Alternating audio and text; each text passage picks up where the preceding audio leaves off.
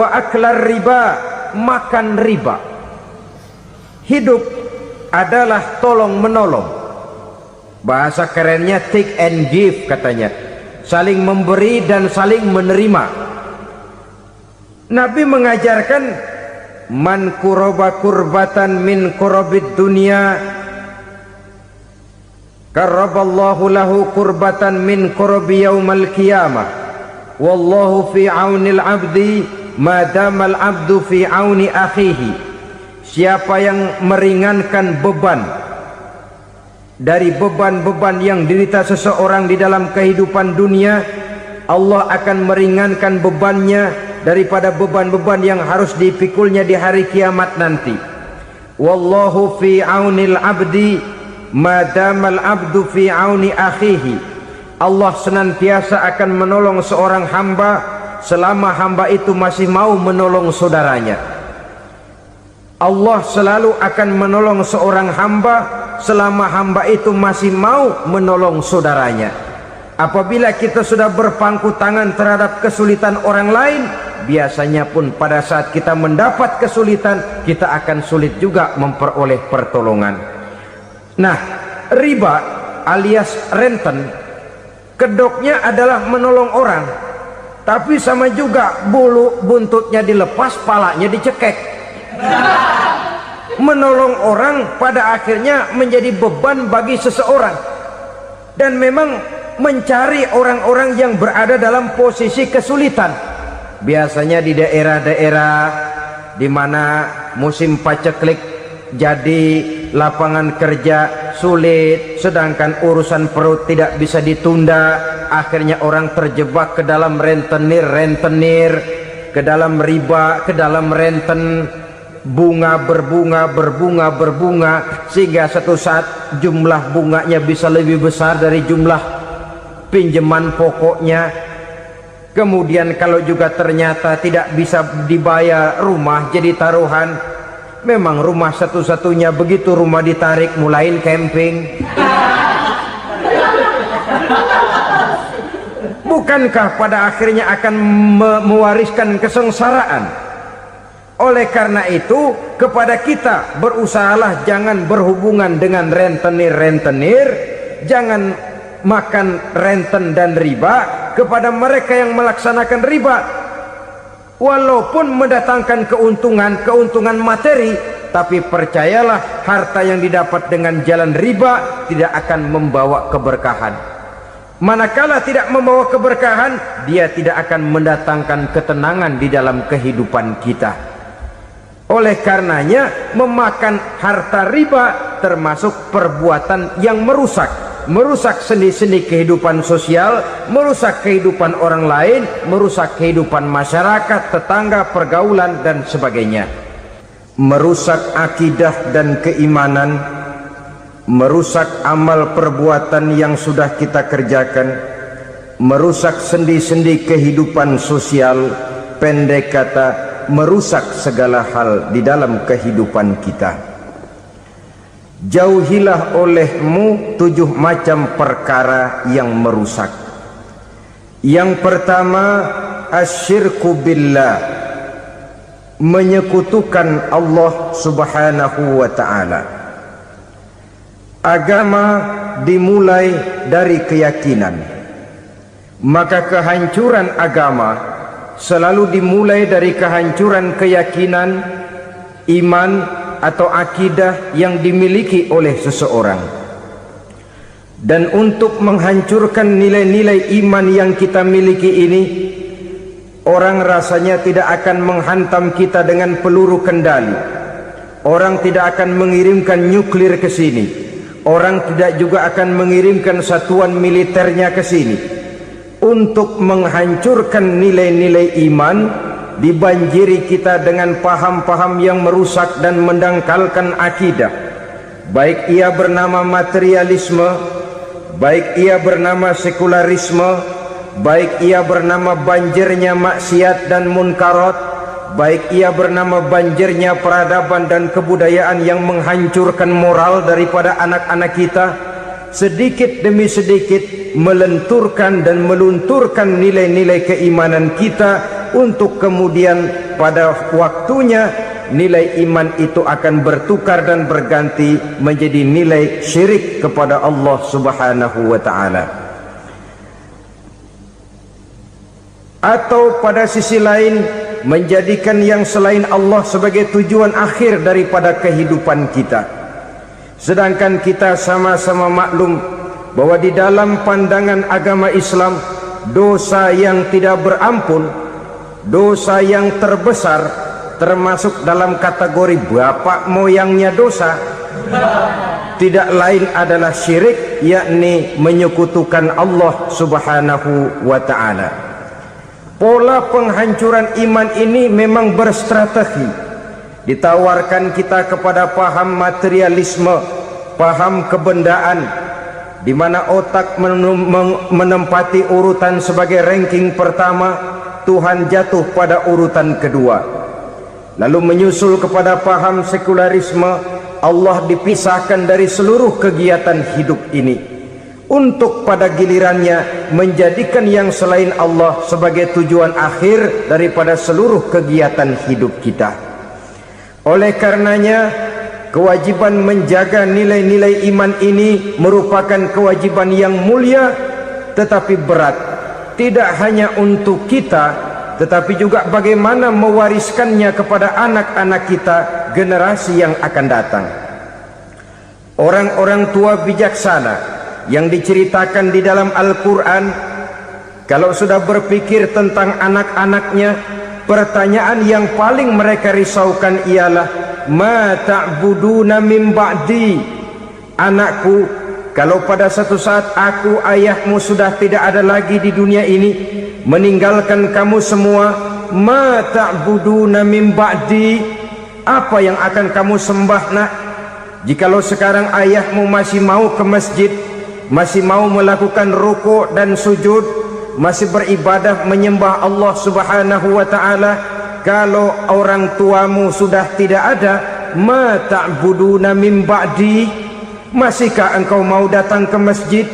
Masihkah engkau mau rukuk dan sujud? Masihkah engkau mau menyembah Allah Subhanahu wa ta'ala? Pertanyaan ini yang dipikirkan oleh Nabi Yakub kepada putra-putranya.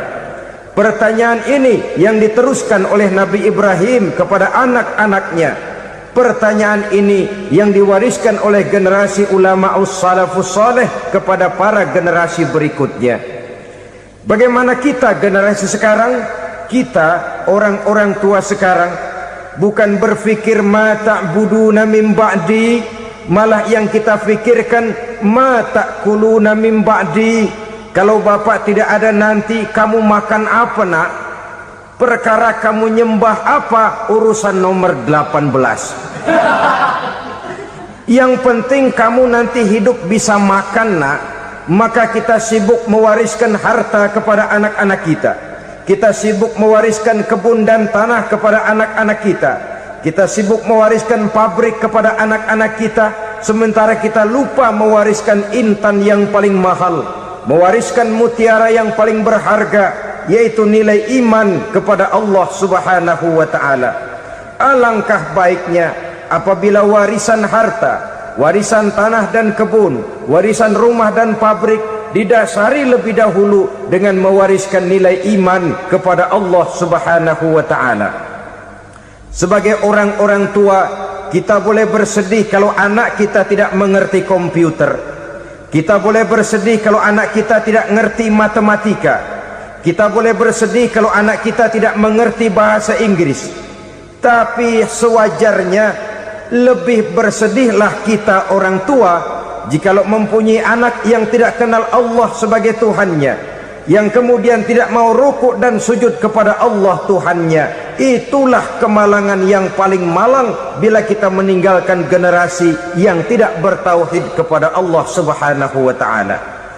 Betapapun anak kita tidak ngerti komputer, saudara, paling-paling kerugiannya cuma kerugian dunia. Masuk dia ke alam barzakh, munkar nakir tidak akan sempat tanya kau belajar komputer apa tidak.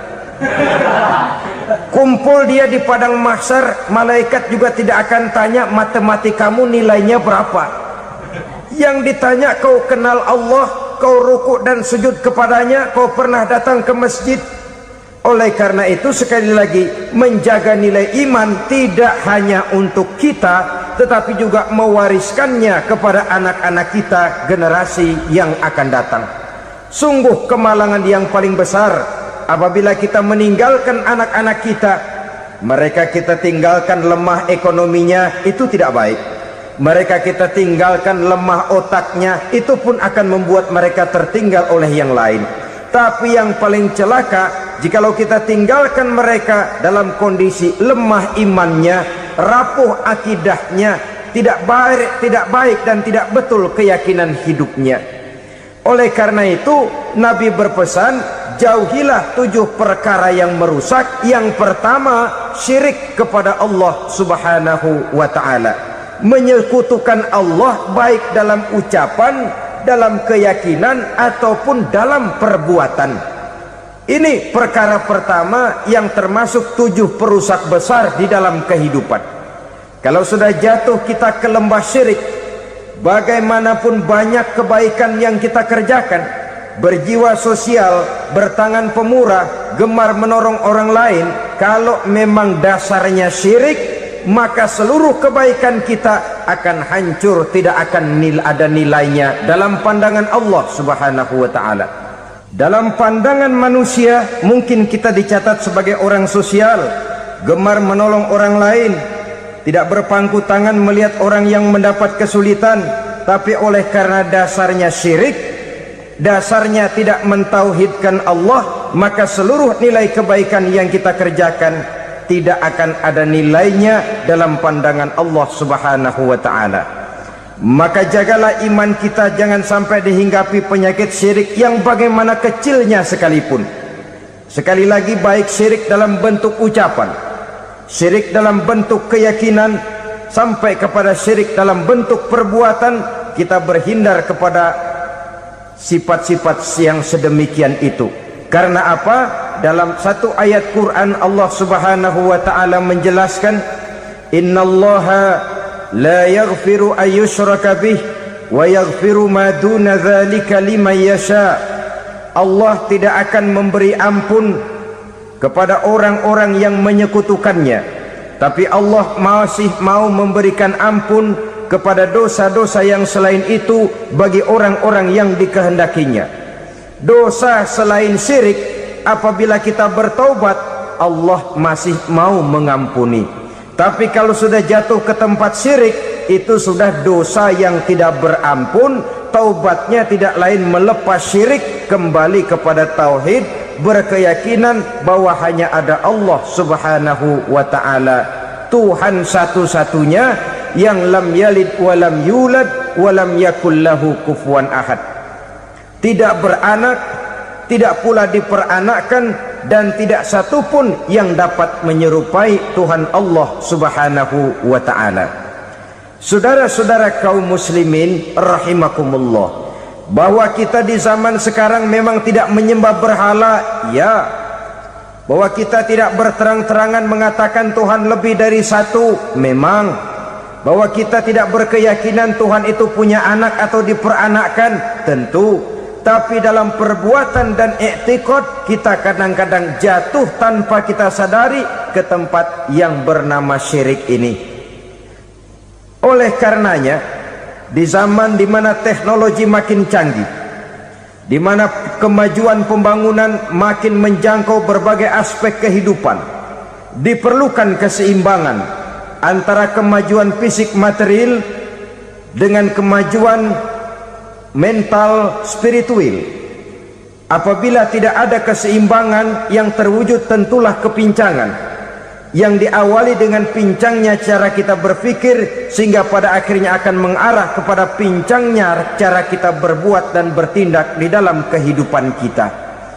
Oleh karena itu Nabi berpesan, jauhilah sifat syirik, karena syirik merupakan dosa yang teramat besar.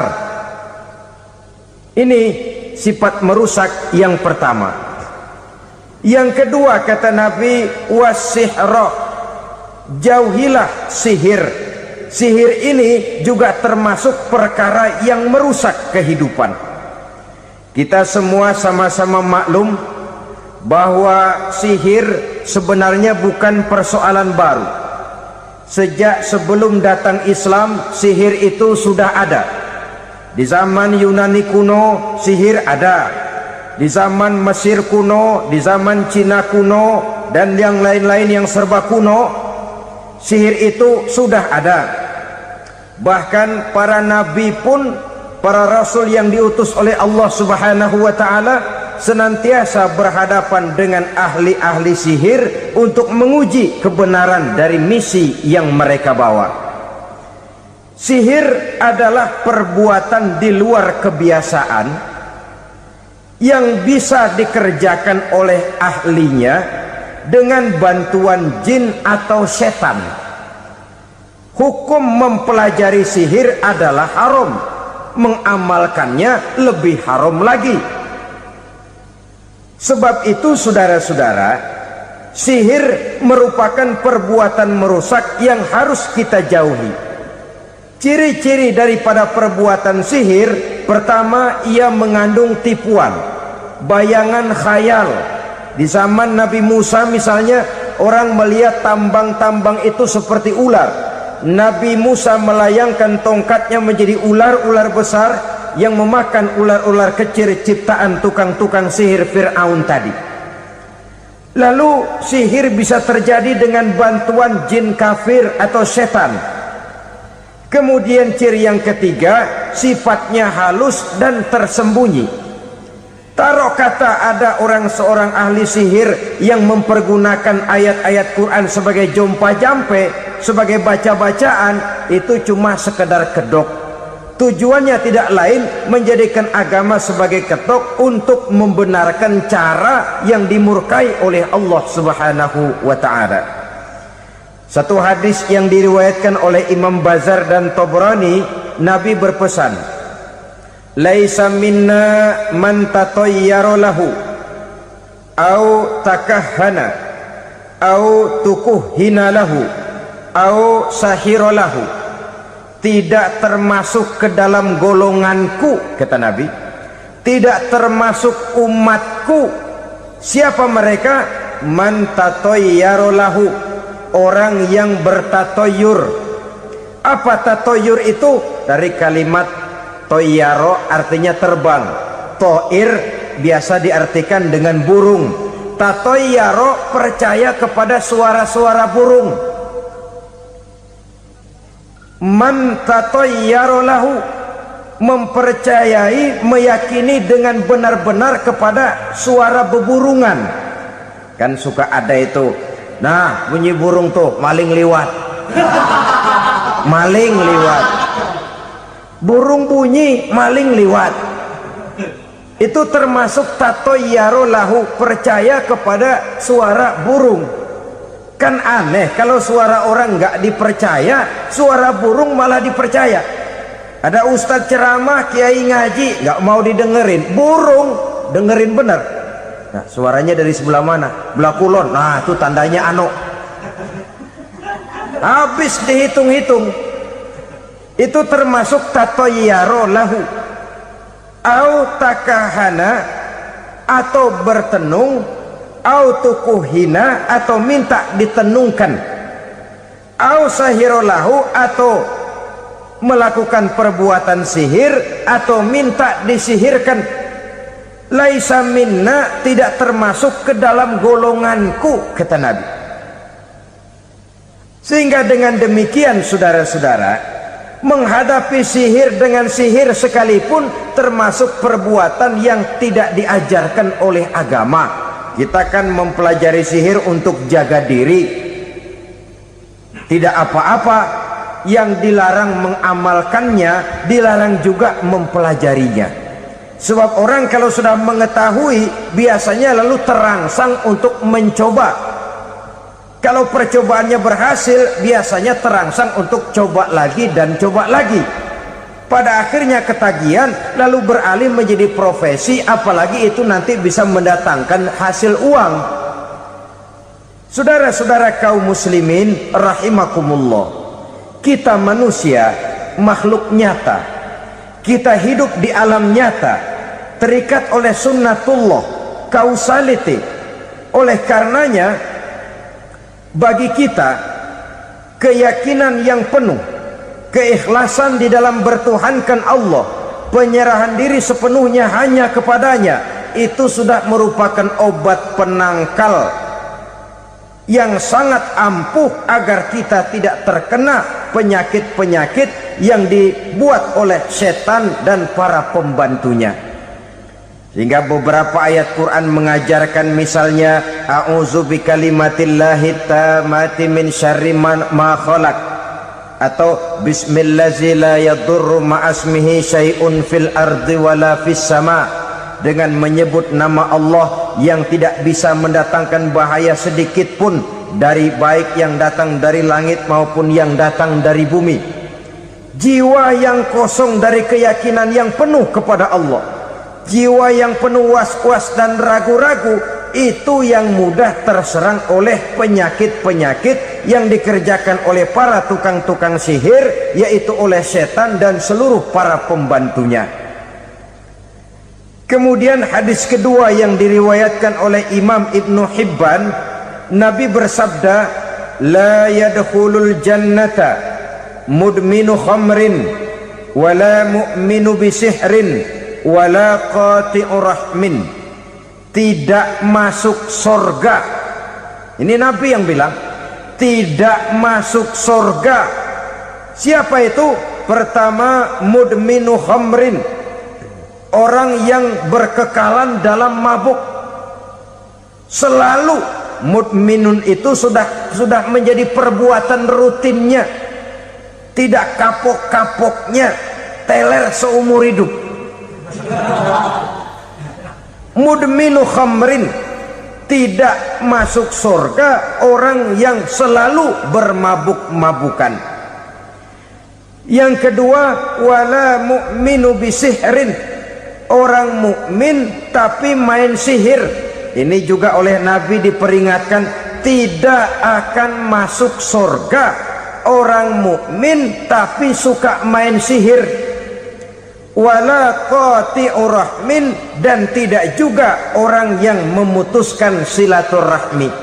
Tiga macam manusia yang diperingatkan Nabi tidak akan masuk surga: orang yang selalu mabuk, orang mukmin yang main sihir, dan orang yang memutuskan silaturahmi. Saudara-saudara kaum muslimin rahimakumullah. Lalu orang berkata, kenapa dilarang kita bersihir? Padahal Rasul sendiri kan punya mukjizat. Nah, kita memang harus membedakan antara mukjizat dengan sihir. Dalam kehidupan agama kita kenal ada yang namanya mukjizat, ada yang namanya karomah atau keramat biasa diucapkan, ada yang namanya maunah, ada yang namanya irhas, ada juga yang namanya sihir. Kesemuanya ini berbeda, saudara-saudara. Yang dinamakan mukjizat itu khusus untuk para rasul saja. Satu kejadian luar biasa yang terjadi dilakukan oleh rasul atas izin dari Allah Subhanahu wa ta'ala. Perbedaannya dengan sihir jelas. Sihir dari setan, mukjizat dari Allah. Sihir bisa dipelajari, mukjizat tidak.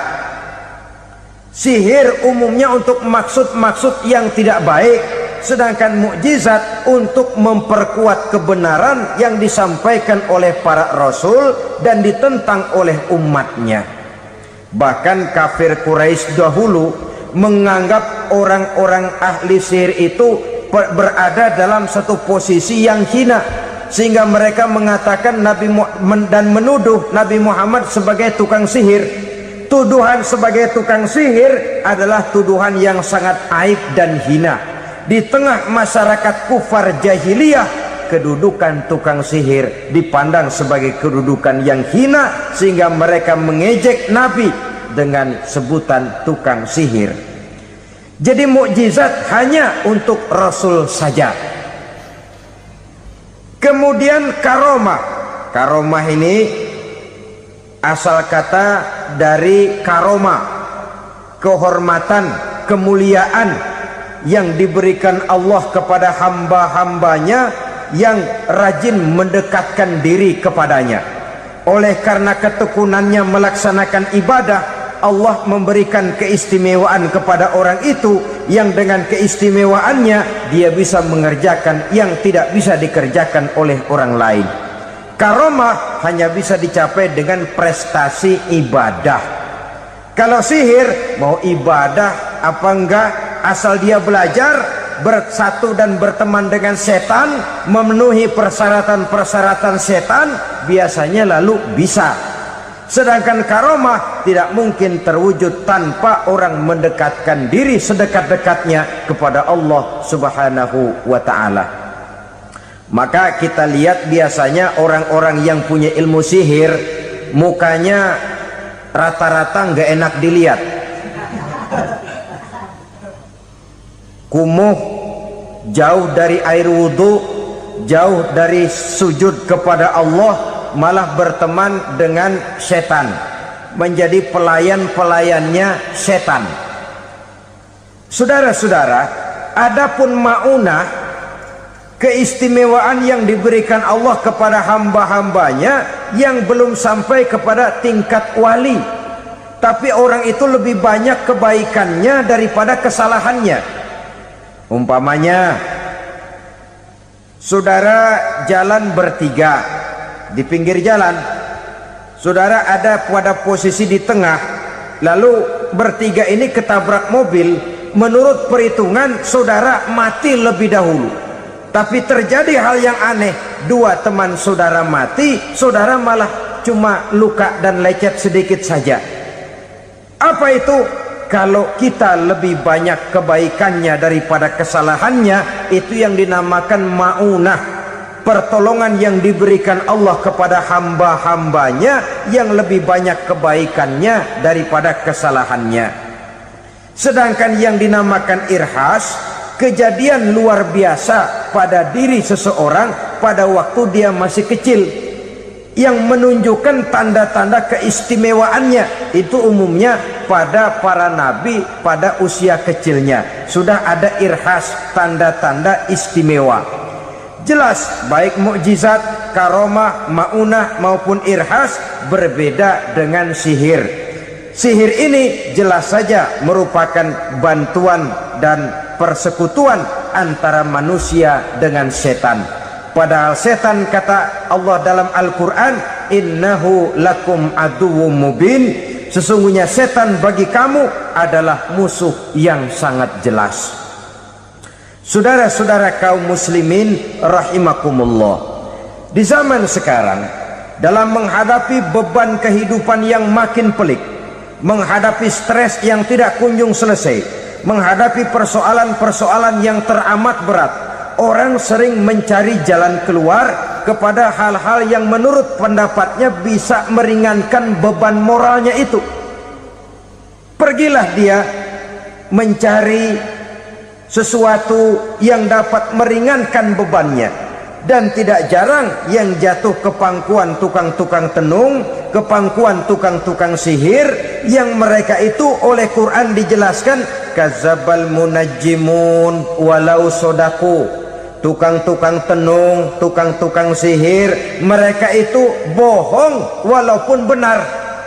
Maksudnya bohong walaupun benar, artinya kalau yang mereka kerjakan benar, itu sih kebenaran. Benar dengan kebenaran itu lain. Kebenaran, kebetulan bisa, tapi tidak untuk selalu. Apalagi kalau itu sudah membahayakan kehidupan orang lain. Jadi oleh karena itu Nabi berpesan, jauhilah daripada sihir. Kalau sudah jauhilah dari sihir, artinya ya jauhilah daripada mempelajarinya, jauhilah daripada bergaul dengan orang-orang yang ahli di bidang itu, karena dari pergaulan segalanya bisa menular. Baiklah saudara, ini yang kedua. Yang ketiga pesan Nabi, wa qatlan nafsil lati harramallahu illa bil haq, membunuh orang lain dengan cara yang tidak benar, membunuh orang yang diharamkan oleh Allah Subhanahu wa ta'ala untuk melakukannya kecuali dengan alasan yang benar. Kita tahu Islam adalah agama damai. Sesuai dengan namanya, ia tidak dikembangkan dengan pedang dan kekerasan. Ia dikembangkan dengan keteladanan dan tuntunan moral. Oleh karena Islam bukan agama kekerasan, Islam pun tidak mementingkan dan mengajarkan kekerasan kecuali dengan alasan yang benar dan bisa dipertanggungjawabkan. Membunuh dengan sengaja, menghilangkan nyawa orang lain tanpa alasan yang bisa dibenarkan adalah merupakan dosa besar dan satu di antara 7 perkara yang bisa mendatangkan kerusakan dalam kehidupan dan yang hendaknya harus kita jauhi. Saudara-saudara kaum muslimin rahimakumullah, beberapa waktu yang lalu di sebuah kota kecil yang indah bernama New Auckland. Saudara tahu New Auckland? Itu dari Gunung Kidul masih ngidul lagi. Pernah diadakan satu seminar yang membicarakan bagaimana menyelamatkan masyarakat manusia dari bahaya Perang Dunia Ketiga. Diperkirakan kalau terjadi Perang Dunia Ketiga, manusia tidak akan tersisa. Sebab apa? Pada waktu itu cadangan nuklir yang dimiliki oleh bersama Amerika dan Rusia konon sudah sanggup memusnahkan 6 miliar manusia pada saat jumlah manusia baru 5 miliar. Jadi kelebihan nuklir dunia ini. Kalau terjadi Perang Dunia Ketiga, sulit manusia untuk tersisa. Maka dibahaslah di dalam seminar itu, wah, supaya tidak terjadi Perang Dunia Ketiga, maka perlombaan membuat senjata-senjata canggih, alat-alat pembunuh modern harus segera dibatasi. Dibahas, tidak mungkin kita membatasi perlombaan membuat senjata. Kenapa? Makin maju ilmu dan teknologi, makin canggih senjata yang ditemukan. Atom sudah meningkat menjadi nuklir, nuklir sudah meningkat menjadi neutron, dan kita tahu bom yang bernama neutron ini bom yang cukup membunuh tanpa perlu merusak. Artinya kalau dia diledakkan di kota kita ini, bangunan utuh, jembatan tidak ambruk, rumah-rumah tetap berdiri, tapi semua yang bernama hidup mati. Itu katanya lebih sopan dari bom atom. Sebab kalau si atom ini sudah membunuh, merusak pula. Neutron cukup membunuh saja tanpa perlu merusak. Jadi majunya senjata-senjata teknologi sebagai akibat yang logis dari kemajuan ilmu pengetahuan ini tidak bisa kita batasi.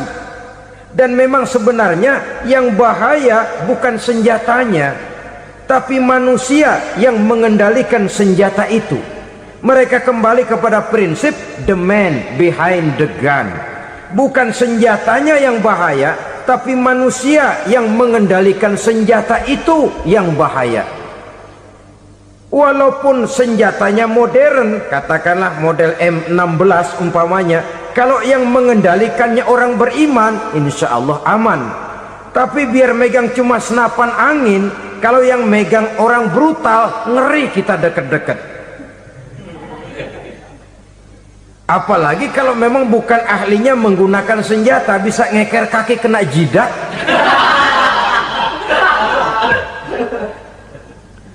Mereka kembali kepada prinsip lama yang tetap baru, bukan senjatanya yang harus dibatasi, manusia yang mengendalikan senjata itu yang perlu dibicarakan. Nah, kalau begitu, agar manusia tidak mempergunakan senjata sewenang-wenang, apa yang harus kita lakukan?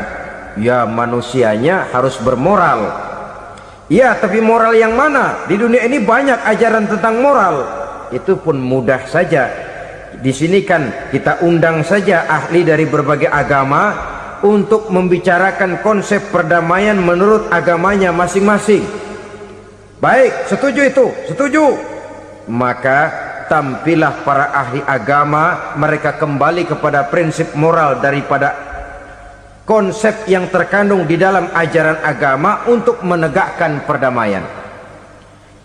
Mula-mula naiklah ahli dari agama Hindu, dibacakan konsep perdamaian menurut ajaran agama Hindu, bahwa untuk damai manusia harus meninggalkan nafsu keduniaannya, menempuh samsara dan sebagainya untuk mencapai nirwana, menjauhi kemegahan dan kemewahan dunia. Ini lalu dibahas, rasanya juga tidak mungkin ini. Kemudian dari agama Nasrani, bahwa untuk damai manusia harus menciptakan sifat kasih sayang. Kalau ditampar pipi kiri, berikan pipi yang kanan. Kalau diberikan selendang, berikan baju. Nanti orang kasihan, lalu dia tidak akan nampar lagi. Ketika ini dibahas, ternyata rasanya pun tidak mungkin bisa diterima. Karena apa? Di zaman sekarang orang ditampar pipi kiri, dikasih pipi kanan, bukan kasihan, gemes. Damai belum tentu, bonyok udah jelas. Lalu ketika dibacakan konsep perdamaian menurut Quran, di mana disampaikan ayat wa jazaa'u sayyi'atin sayyi'atun misluha faman afa wa aslaha fa ajruhu 'ala Allah. Balasan terhadap satu kejahatan adalah kejahatan yang seimbang, tetapi barang siapa yang memberi maaf dan mencari jalan damai, itulah yang terbaik dan akan mendapat pahala dari Allah Subhanahu wa ta'ala. Kamu tidak salah ditampar pipi kirimu, tampar lagi pipi kirinya sekeras dia menampar pipi kirimu. Nanti orang tidak mau menampar kita karena dia tahu kalau dia tampar kita, dia akan menderita tamparan sekeras dia menampar kita. Akan terjadilah prinsip saling hormat menghormati, tidak saling ganggu, tidak saling usil, tidak saling jahil. Atas dasar ini perdamaian bisa ditegakkan. Mereka bisa menerima konsep ini, tapi kemudian seminar ditutup tanpa satu keputusan resmi. Kenapa? Terus terang mereka kagum dengan konsep Islam, tapi sentimen lama terhadap nilai-nilai Islam telah menutup mata mereka untuk menerima kebenaran dari ajaran Al-Quranul Karim. Saudara-saudara kaum muslimin rahimakumullah, kembali kita kepada persoalan pokok. Roh adalah dari Allah, dia akan kembali kepada Allah, milik mutlak dari Allah. Tidak pantas kita merampasnya dari orang lain. Tidak wajar kita menghilangkannya tanpa alasan yang dibenarkan oleh agama. Di zaman sekarang, akibat persaingan hidup yang makin tajam, lapangan kerja yang makin sulit, tensi ekonomi yang makin tinggi, atau karena nilai moral yang makin rendah, atau juga karena rapuhnya pegangan orang kepada agama, nyawa rasanya sudah sedemikian murahnya. Berbagai kasus membuat berdiri bulu roma kita. Ada mayit, ada manusia dipotong 6, dicincang macam kambing. Ada yang dipotong 5, ada yang dipotong 13, dikardusin, dibuang ke tempat sampah. Inna lillahi wa inna ilaihi raji'un. Gejala apa ini? Kanibalisme. Manusia sudah demikian sadisnya, manusia sudah sedemikian buasnya, sehingga sesama manusia diperlakukan seperti hewan. Padahal hewan sendiri belum pernah macan makan macan, bagaimanapun buasnya macan. Belum pernah serigala memakan serigala, bagaimanapun brutalnya serigala. Tetapi manusia makan manusia di zaman sekarang kadang jadi kenyataan dalam kehidupan kita. Kadang persoalannya remeh saja, soal uang 200 perak, pisau bicara, nyawa melayang. Soal rokok sebatang, celurit bicara, nyawa melayang. Soal-soal yang sama sekali tidak prinsip, begitu mudah kita menghilangkan nyawa orang lain. Padahal Nabi pernah memperingatkan, apabila dua orang muslim sudah berkelahi dan berbunuh-bunuhan, al-qatil wal maqtul finnar, yang membunuh dan yang terbunuh dua-duanya neraka. Sahabat heran, ya Rasul, kalau yang terbunuh, kalau yang membunuh masuk neraka itu sih wajar, tapi yang terbunuh kenapa neraka juga? Beliau menjawab, dua-duanya sudah punya niat untuk saling membunuh. Niatnya itu yang diponten. Yang terbunuh cuman lagi apes aja, keduluan dia. Umpama tidak terbunuh, pasti dia yang akan membunuh. Oleh karenanya al-qatil wal maktul, yang membunuh dan yang dibunuh finnar, dua-duanya masuk ke dalam neraka. Islam menghormati kehidupan, tidak hanya terbatas kepada sesama muslim, orang-orang yang berlainan agama pun yang mau hidup berukun, damai, berdampingan dengan umat Islam, jiwa mereka, darah mereka dilindungi oleh nilai-nilai Islam yang disebut dengan kafir zimmi ini. Mengganggu mereka sama saja dengan mengganggu aku, kata Nabi. Jadi oleh karena itu, sayangilah sesama. Kehidupan adalah anugerah Allah, bukan wewenang kita untuk mencabutnya dari orang lain, bukan wewenang kita untuk merampas dan menghilangkannya dari orang lain. Apa yang tidak enak terjadi pada diri kita, begitu pula lah apabila terjadi pada diri orang lain. Sehingga Nabi mengatakan, la yu'minu ahadukum hatta yuhibba li akhihi ma yuhibbu li nafsihi. Belum dikatakan beriman seseorang kamu apabila dia belum mencintai saudaranya seperti ia mencintai dirinya sendiri. Apa yang enak dirasakan oleh orang lain, enak juga dirasakan oleh dia. Mengukur orang lain dengan diri sendiri. Kalau orang lain tanpa salah saya fitnah, kalau saya tanpa salah difitnah orang, enak apa enggak? Enggak, orang lain juga begitu. Kalau orang lain tanpa salah saya tempeleng kepalanya, enak apa tidak? Tidak. Orang lain juga begitu.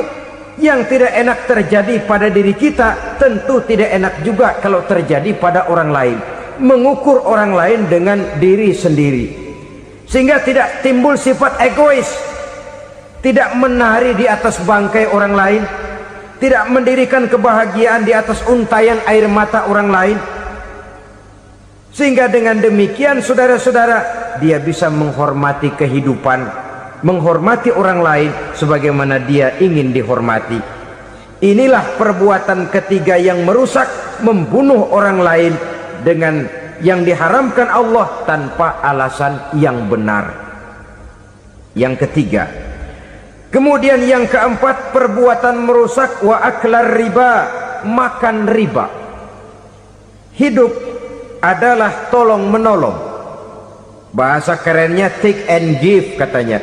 Saling memberi dan saling menerima. Nabi mengajarkan, man kuraba kurbatan min kurabid dunya karaballahu lahu kurbatan min kurabi yaumal qiyamah. Wallahu fi aunil abdi madamal abdu fi auni akhihi. Siapa yang meringankan beban dari beban-beban yang dirita seseorang di dalam kehidupan dunia, Allah akan meringankan bebannya daripada beban-beban yang harus dipikulnya di hari kiamat nanti. Wallahu fi aunil abdi madamal abdu fi auni akhihi. Allah senantiasa akan menolong seorang hamba selama hamba itu masih mau menolong saudaranya. Allah selalu akan menolong seorang hamba selama hamba itu masih mau menolong saudaranya. Apabila kita sudah berpangku tangan terhadap kesulitan orang lain, biasanya pun pada saat kita mendapat kesulitan, kita akan sulit juga memperoleh pertolongan. Nah, riba alias renten, kedoknya adalah menolong orang, tapi sama juga bulu buntutnya dilepas, palanya dicekek. Menolong orang pada akhirnya menjadi beban bagi seseorang. Dan memang mencari orang-orang yang berada dalam posisi kesulitan, biasanya di daerah-daerah di mana musim paceklik, jadi lapangan kerja sulit, sedangkan urusan perut tidak bisa ditunda, akhirnya orang terjebak ke dalam rentenir. ke dalam riba, ke dalam renten, bunga berbunga sehingga satu saat jumlah bunganya bisa lebih besar dari jumlah pinjaman pokoknya. Kemudian kalau juga ternyata tidak bisa dibayar, rumah jadi taruhan. Memang rumah satu-satunya, begitu rumah ditarik mulain camping. Bukankah pada akhirnya akan mewariskan kesengsaraan? Oleh karena itu, kepada kita berusahalah jangan berhubungan dengan rentenir, jangan makan renten dan riba. Kepada mereka yang melaksanakan riba, walaupun mendatangkan keuntungan materi, tapi percayalah harta yang didapat dengan jalan riba tidak akan membawa keberkahan. Manakala tidak membawa keberkahan, dia tidak akan mendatangkan ketenangan di dalam kehidupan kita. Oleh karenanya, memakan harta riba termasuk perbuatan yang merusak sendi-sendi kehidupan sosial, merusak kehidupan orang lain, merusak kehidupan masyarakat, tetangga, pergaulan dan sebagainya. Yang kelima, wa akla malil yatim, memakan harta anak yatim dengan cara yang zolim. Nih, memang lezat. Anak yatim itu nggak tahu urusan apa-apa. Kita diamanahkan untuk mengurusinya. Kadang-kadang dibentuklah panitia penyantunan yatim piatu. Yatimnya mah tetap kelaparan, panitianya yang pada gendut.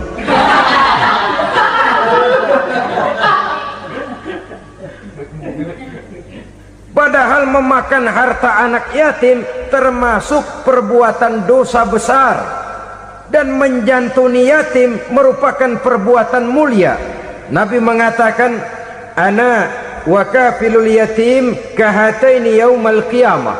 Aku dan orang-orang yang menyantuni anak yatim seperti dua jari ini pada hari kiamat nanti. Dekat sekali. Jikalau ingin di hari akhir nanti dekat dengan Rasul, bersahabatlah dengan anak-anak yatim. Jadilah pengurus anak-anak yatim. Bangunlah panti-panti asuhan yatim. Pada saat bapak ibunya meninggal, kitalah yang menjadi orang tuanya. Bahkan sedemikian besar perhatian Islam terhadap anak-anak yatim ini, sehingga Quran memberikan peringatan, ara'aital ladzi yukadzibu bid-din fadzalikal ladzi yad'ul yatim wa la yahuddu ala ta'amil miskin. Tahukah kamu siapa orang yang mendustakan agama, beragama tapi dianggap dusta, salatnya dusta, puasanya dusta karena agamanya sudah berdusta. Siapa mereka? Fadzalikal ladzi yad'ul yatim, orang yang menyia-nyiakan anak yatim, wala yahuddu ala ta'amil miskin, dan tidak pernah memberi makan kepada orang-orang yang menderita kemiskinan. Menyia-nyiakan, meninggalkan anak yatim termasuk perbuatan yang divonis kita sebagai orang yang mendustakan agama. Saudara-saudara kaum muslimin rahimakumullah, maka sangat dicela mengeksploitir anak-anak yatim, menjadikan mereka sebagai kedok untuk mencari kekayaan pribadi. Tetapi jikalau ikhlas, ganjarannya sangat besar, nilai pahalanya sangat besar. Menyantuni yatim tidak hanya setahun sekali. Kalau Muharram pakai istilah lebaran yatim, dibentuklah panitia, diberilah beras, uang 45.000 rupiah, alhamdulillah. Tapi jangan lupa, si yatim tidak hidup cuma satu hari. Dia tidak hidup cuma di bulan Muharram saja, dia hidup 12 bulan dalam setahun. Sebagaimana anak-anak yang lain, dia juga berhak punya masa depan. Dia juga berhak menikmati bangku sekolah. Dia berhak mengenyam arti dan makna pendidikan. Dia berhak membekali diri dengan ilmu dan pengetahuan seperti halnya anak-anak yang lain. Maka kita yang diberikan keluasan oleh Allah, ingatlah itu, bersahabatlah dengan anak-anak yatim, santuni mereka. Perkara setahun sekali di bulan Muharram, alhamdulillah, itu bagus, bin Thayyib alias baik. Tapi tentu dan tentu sekali lagi, si yatim tidak hanya hidup di bulan Muharram. Dia hidup 12 bulan dalam setahun. 24 jam dan di dalam sehari. Oleh karenanya menyia-nyiakan mereka pada saat posisi kita memang mampu akan memojokkan kita dalam satu posisi di mana kita dianggap sebagai orang yang mendustakan agama, memakan harta anak yatim dengan cara yang zolim. Bapaknya udah meninggal, kebunnya lebar, anaknya dikelecehin. Nah, dah kamu nggak usah pusing, nanti saya yang ngurus. Akhirnya bukan ngurus, nguras. Si yatim mungkin tidak tahu bahwa dia disia-siakan, haknya diambil, miliknya dizolimi, tapi Allah yang akan membalasnya dengan seadil-adilnya. Maka makan harta anak yatim biasanya balasannya tokcer bin paten. Nggak banyak selang tempo itu, nggak percaya cobain dah. Nyobain aja kan nggak bayar, umpama memakan harta anak yatim dengan cara yang zolim, ganjarannya biasanya kontan. Kenapa? Ratapan si miskin, untayan air matanya, jeritan kepedihan hatinya, membuka pintu langit, permohonannya diijabah, getaran hatinya didengarkan oleh Allah, maka balasannya biasanya kontan, spontan, tidak menunggu waktu terlalu lama. Itu di dunia, belum lagi di akhirat nanti. Bukankah dalam riwayat Mi'raj diceritakan Nabi melihat di neraka itu orang perutnya sebesar rumah, la haula wala quwata, itu perut kayak rumah, bagaimana jalannya tuh orang? Dan memang gak jalan, diseret-seret oleh malaikat di neraka itu. Hancur perutnya, amburadul itu perut. Berantakan isinya, dibulatkan lagi, diseret lagi, hancur lagi, dibulatkan lagi. Sampai Nabi tanya, orang itu begitu berat siksanya kenapa ya Jibril?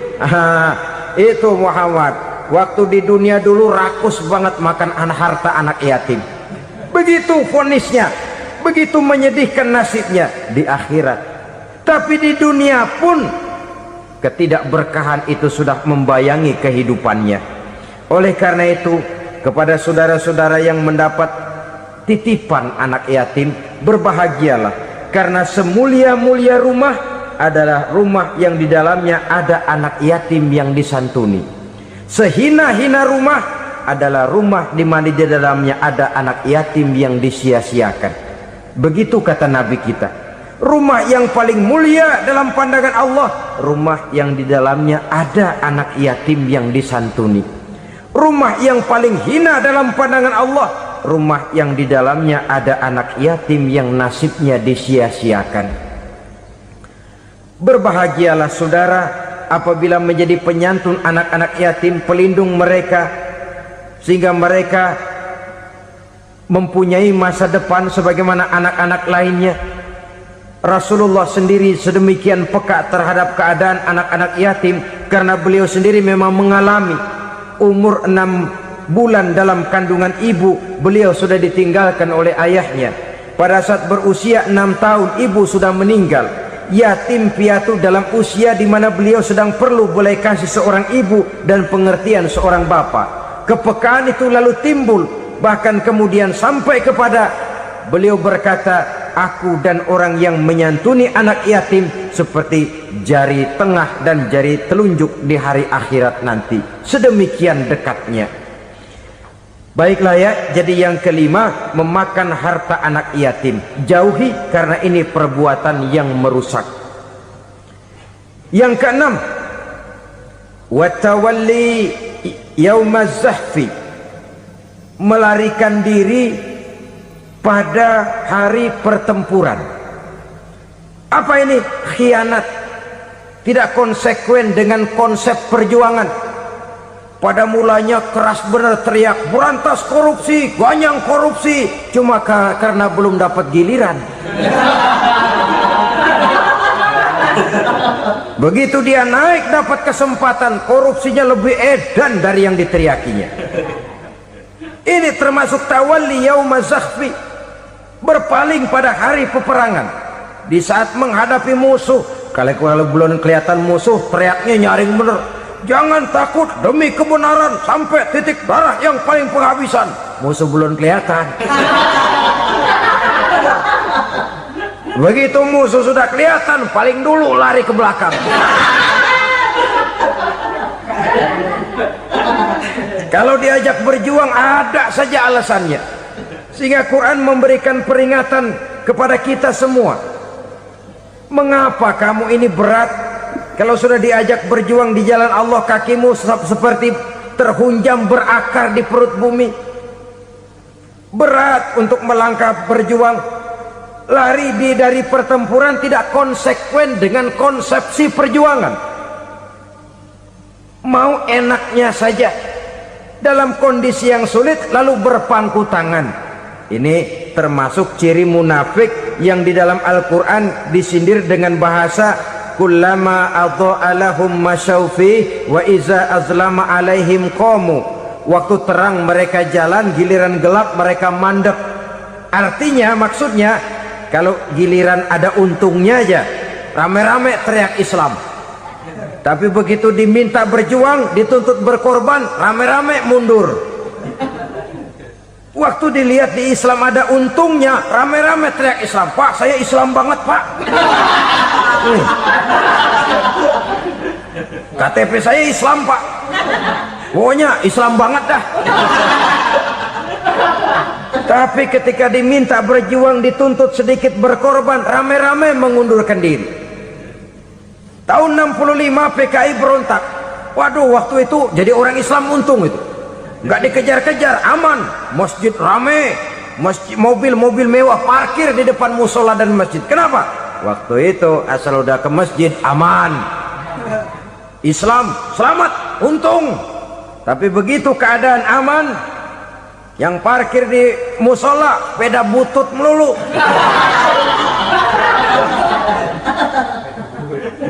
Waktu terang mereka jalan, waktu gelap mereka berhenti. Assalamualaikum warahmatullahi wabarakatuh. Alhamdulillahi rabbil alamin. Wa bihi nasta'inu ala umurid dunya waddin. Salatu wassalamu ala ashrafil anbiya wal mursalin Sayyidina wa maulana Muhammadin wa ala alihi wa sahbihi ajma'in, amma ba'du. Pada pertemuan kali ini secara khusus kita akan membicarakan tentang puasa ini. Kita akan mulai dari yang pertama, puasa sunnah. Sebagaimana yang kita maklum, sunnah adalah satu perbuatan yang apabila kita kerjakan berpahala, tapi apabila kita tinggalkan tidak merupakan dosa. Hanya saja ia merupakan barometer dan ukuran daripada orang-orang yang cinta kepada sunnah itu sendiri. Ada banyak jenis puasa sunnah ini. Yang pertama, puasa sunnah di bulan Muharram. Rasulullah sallallahu alaihi wasallam bersabda, afdalus siyami ba'da Ramadan syahrullahil Muharram wa afdalus salati ba'dal fariḍah salatul lail. Diriwayatkan oleh Muslim dari Abi Hurairah. Puasa yang paling utama sesudah puasa Ramadan tidak lain adalah puasa di bulan Muharram. Dan solat yang paling afdol sesudah solat yang wajib adalah solat pada sepertiga malam yang akhir. Puasa di bulan Muharram merupakan puasa sunnah dan mempunyai nilai yang sangat besar dalam pandangan Allah Subhanahu wa ta'ala. Buat mereka yang mampu melaksanakan puasa sunnah di bulan Muharram ini, boleh melaksanakannya selama 10 hari. Hari yang pertama, boleh juga 3 hari saja, atau setidak-tidaknya 1 hari daripada bulan Muharram. Yang kedua, puasa 10 hari daripada bulan Zulhijjah. Karena bulan Zulhijjah ini memang termasuk bulan yang dimuliakan oleh Allah Subhanahu wa taala. Pertama, di sana ada hari Tarwiyah, ada hari Arafah, ada hari kurban, ada talbiyah, ada pelaksanaan haji dengan segala manasiknya. Maka puasa sunnah di bulan Zulhijjah merupakan amalan yang sangat utama dan besar pahalanya dalam pandangan Allah Azza wa Jalla. Sebagian ulama menjelaskan, man shoma hazihil ayyam akramahullahu bi asri asya'in.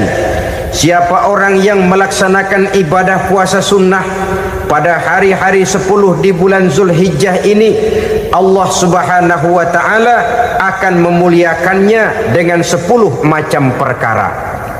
Saudara, ini keuntungannya. Yang pertama, orang yang puasa di hari-hari 10 bulan Zulhijjah diberikan al-barakah fi umrihi, diberikan keberkahan pada umurnya. Setiap kita ingin memperoleh umur yang berkah. Umur yang berkah itu yang bagaimana? Apa yang jumlahnya panjang? Mungkin. Tetapi yang jelas, umur yang berkah ini adalah umur yang bisa dipertanggungjawabkan di hadapan Allah Subhanahu wa taala. Artinya, umur yang diisi penuh dengan kebajikan, umur yang diisi dengan segala macam kegiatan ibadah, dan umur yang dengan demikian sungguh pun kita sudah mati, jasad terkubur dalam tanah, nama kita akan tetap hidup, dikenal orang oleh karena kebajikan yang kita kerjakan. Saya kira akan lebih merupakan azab ketimbang nikmat kalau orang diberikan umur panjang tapi hanya untuk menumpuk-numpuk dosa saja. Kan lebih baik mana? Umur pendek banyak pahala, umur panjang banyak dosa. Lebih baik mana? Saya yakin yang paling baik tentu umur panjang banyak pahala. Paling sial umur pendek dosa melulu. Sudah diberikan umur pendek tidak seberapa, dosa berlipat ganda. Itu kalau orang kampung bilang tekor namanya. Rugi. Umur pendek hanya untuk menumpuk-numpuk dosa. Boleh jadi kalau umat-umat zaman dulu, saudara, mereka diberikan umur panjang. Nabi Adam, kita tahu Nabi Adam itu 2000 tahun umurnya. Nabi Nuh 950 tahun. Umatnya ya rata-rata segitu itu. Nah, kalau mereka misalnya punya umur 800 tahun, lalu 200 tahun mereka melakukan dosa, kan masih punya restan 600 tahun untuk taubat. Karena umurnya diberikan jatah panjang. Kita ini oleh Allah Subhanahu wa taala, umat Nabi Muhammad ini umurnya pendek-pendek. Kalau nyontoh Nabi 63 tahun saja. Kalau diberikan 70 tahun umur kita sekarang, itu sudah dapat jatah lebih 7 tahun. Alhamdulillah bahwa Allah memberikan saat-saat, waktu-waktu, tempat-tempat yang punya nilai istimewa, sehingga umur yang pendek ini bisa bernilai panjang, nilai ibadahnya bisa bernilai pahala seperti umat yang berumur panjang dahulu itu. Karena itu manfaatkan umur dengan baik, dan salah satu keberkahan daripada umur akan datang dengan melaksanakan ibadah puasa sunnah. Ini yang pertama. Yang kedua, az-ziyadatu fi malihi, diberikan tambahan hartanya, menjadi orang kaya. Kaya apa? Kaya hati setidak-tidaknya. Karena dengan tekun dan rajin melaksanakan ibadah puasa yang segera tertanam dalam jiwa seseorang, merasakan cukup di dalam kehidupan. Itulah dia orang yang paling kaya, orang yang hidupnya paling cukup. Kalau orang sudah merasa cukup dalam hidupnya, maka itulah dia orang yang kaya. Saudara-saudara kaum muslimin rahimakumullah, Puasa sunnah memberikan tambahan harta, usahanya berkembang. Dengan demikian membawa keberkahan, hartanya makin bertambah, akan menunjang ibadahnya kepada Allah, lebih memantapkan dan membawa ketenangan dalam hidupnya. Itu termasuk berkahnya melaksanakan puasa sunnah itu. Yang ketiga, al-hifzu fi iyalihi, diberikan penjagaan, perlindungan terhadap keluarganya. Anaknya sehat, sanak famili dan handai tolannya terjaga dan terpelihara dari segala malapetaka, dari segala mara bahaya. Kesehatannya terjamin dan terpelihara. Itu sudah merupakan modal yang sangat besar di dalam kita mengarungi kehidupan. Sebab rasanya sulit untuk bahagia. Duit kita banyak sekali. Usaha kita selalu mendatangkan untung yang berlipat ganda. Tapi sebentar-sebentar anak kita sakit, yang ampek, yang korengan, yang kena musibah, ndak karu-karuan sakit, berobat sampai jutaan rupiah. Itu kan sudah tidak membawa kebahagiaan. Uang masuk yang begitu banyak jumlahnya habis akhirnya untuk berobat saja. Sebenarnya hitung-hitung ya seri-seri juga. Usaha berhasil, duit banyak, habis untuk berobat. Lah sama juga saudara-saudara. Jadi dengan demikian biar duit kita banyak, asal keluarga pada sehat saja, udah enak bener itu. Duit banyak, ekonomi cukup, keluarga sehat, nikmat rasanya menjalani kehidupan ini. Yang kiamat sudah duit kagak barang seperak, keluarga ampek semua. Kiamat sudah. Saudara hadirin yang saya hormati, jadi yang ketiga, Allah memberikan pemeliharaan terhadap keluarganya. Satu kali orang dipelihara Allah, tidak satu kekuatan pun yang bisa mencelakakan. Satu kali orang disengsarakan Allah, tidak satu tenaga pun yang mampu menyelamatkannya. Itulah sebabnya perlindungan Allah, pemeliharaan Allah terhadap diri dan keluarga sangat kita perlukan di dalam kehidupan ini. Dengan melaksanakan ibadah puasa, kita mendekatkan diri kepada Allah. Dengan dekat kepada Allah, maka Allah pun dekat kepada kita. Sehingga dalam hadis qudsi dikatakan, ta'arraf ilallahi firraha ya'rifka fi syiddah.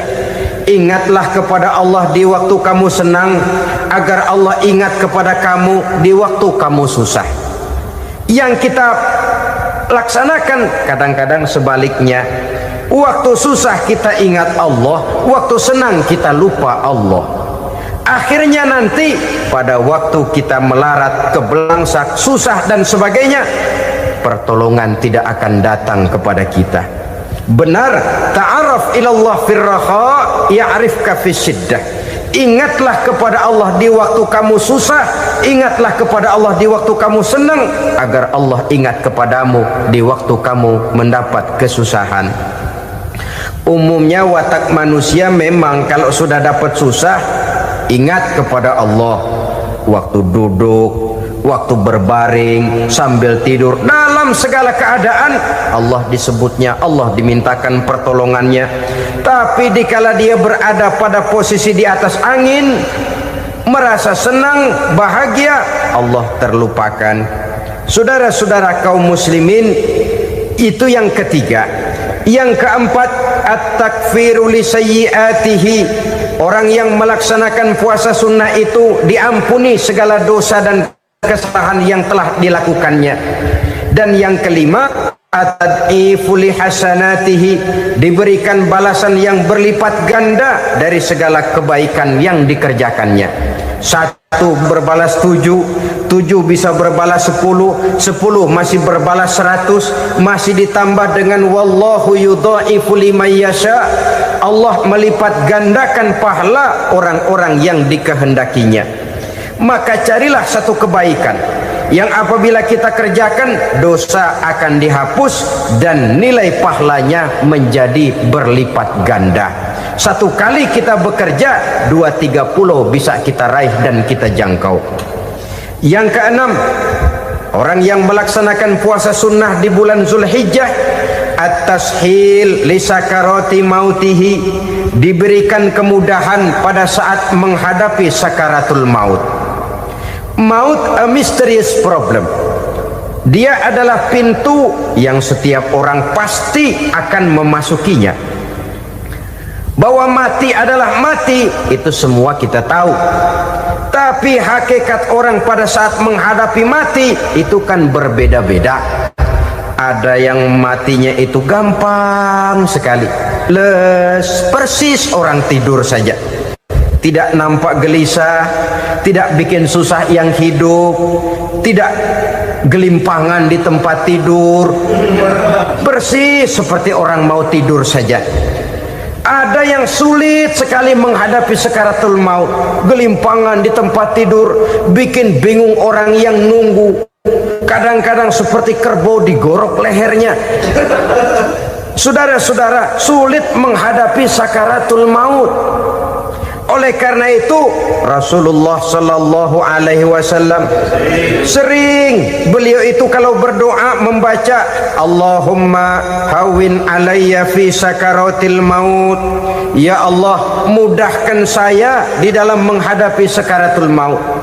Rasulullah saja, saudara, orang yang ibadahnya paling banyak, orang yang hatinya paling bersih, orang yang akhlaknya paling luhur, masih berdoa semacam ini, mohon dimudahkan oleh Allah agar mudah menghadapi sakaratul maut. Apalagi kita, terus terang kita ini paling-paling kelas mukhtalid, bangsa sama pahala mau sama dosa doyan. Lebih perlu lagi menghadapi sakaratul maut, sehingga apabila malaikat maut datang menjemput nyawa kita, dimudahkan, jangan dibikin sulit, supaya mudah. Jadilah orang baik-baik. Biasanya kalau banyak yang mati, malaikat maut juga kali main-mainin dulu tuh orang, utak-atik, ditakut-takutin dan segala macam. Saudara hadirin yang saya hormati, maka menghadapi sakaratul maut ini merupakan kunci. Apakah seseorang bisa husnul khatimah atau bisa su'ul khatimah? Salah satu jalan untuk memudahkan diri menghadapi sakaratul maut, melaksanakan puasa sunnah di bulan Zulhijjah ini.